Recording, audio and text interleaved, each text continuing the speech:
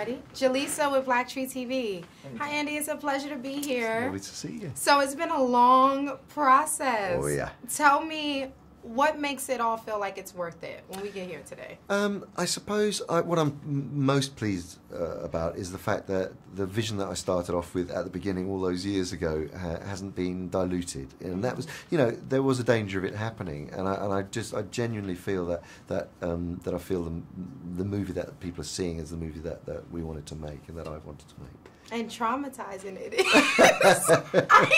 I don't want to reveal, but so much, man, when Mowgli has the realization of what needs to happen, I was like, this is traumatizing. I know, it is darker. Look, the story's darker, but I do think I still think it's a family film. I still think, maybe not for like 3 or 4 or 5-year-olds, like a big sort of animated family movie, but it is darker, but it's real, and I think that's the thing. It's an intense movie because the emotions are real in it, and the journey that Mowgli goes on, it's not easy. It's not sort of softened. We didn't soap on it. It's just, and I think if you go with it, you really, you really understand what his dilemma is and his search for his own identity is about. So I think that's the thing that is taking people by surprise. And when people think, oh, we're just going to go and see another Jungle Book movie, I think this is what separates it, really. Absolutely. And I want to talk a little bit about the messages in Mowgli's journey. So in the first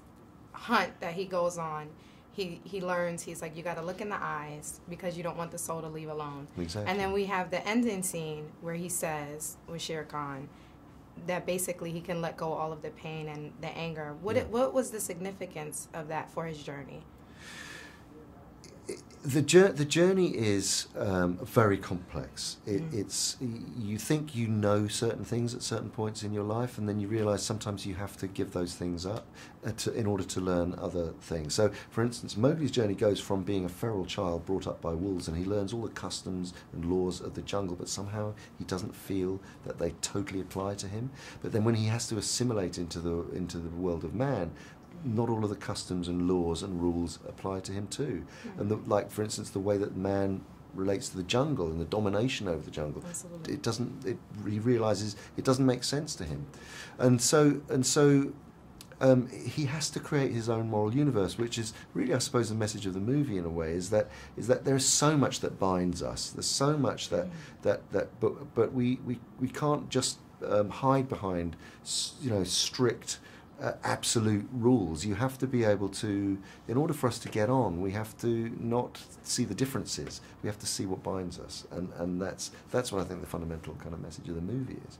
Absolutely, and that was beautiful. So I want to know, there's been a long journey, and I'm sure you've paused on certain projects because of it.